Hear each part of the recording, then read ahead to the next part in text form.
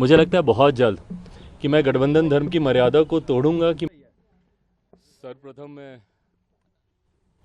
हमारे देश के प्रधानमंत्री आदरणीय नरेंद्र मोदी जी का हृदय से आभार प्रकट करता हूं। उन्होंने हमेशा जिस प्रकार गठबंधन के भीतर मेरा संरक्षण किया, लोक जनशक्ति पार्टी रामविलास को उचित मान सम्मान देने का हमेशा कार्य किया। मेरे नेता आदरणीय रामविलास पासवान जी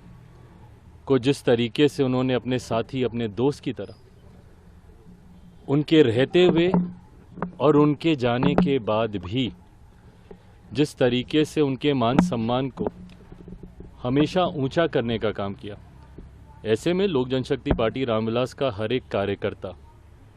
आज खास तौर पर हमारे प्रधानमंत्री जी का धन्यवाद करता है,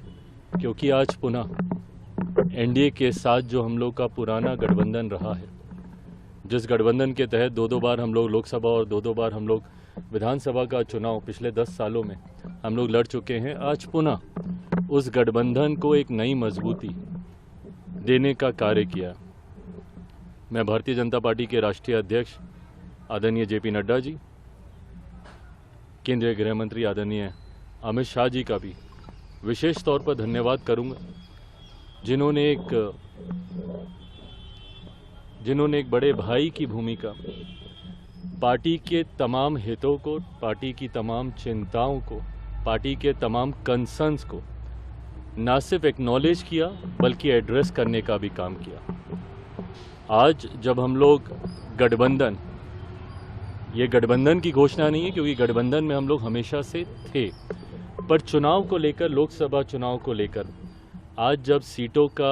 बंटवारा हो चुका है,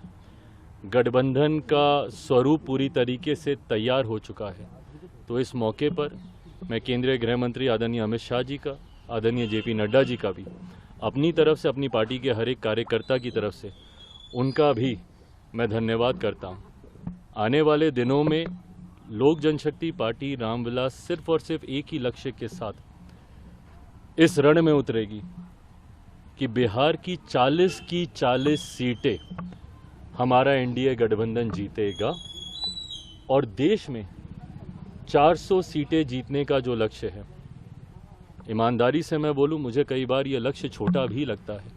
और ये ओवर कॉन्फिडेंस नहीं है। ये जब आप गांव-गांव जाते हैं, घर घर जाते हैं, और क्योंकि हाल फिलहाल के दिनों में न सिर्फ बिहार में बल्कि विभिन्न और राज्यों में भी पार्टी के कार्यक्रमों में मैं गया हूं, ये मेरा विश्वास वहां से आता है कि ये 400 का लक्ष्य न सिर्फ हम लोग पार करेंगे बल्कि बिहार में जो पिछली बार एक सीट किसी कारणवश हम लोग की रह गई थी, इस बार 40 की 40 सीटें एनडीए का ये गठबंधन मिलकर जीतेगा।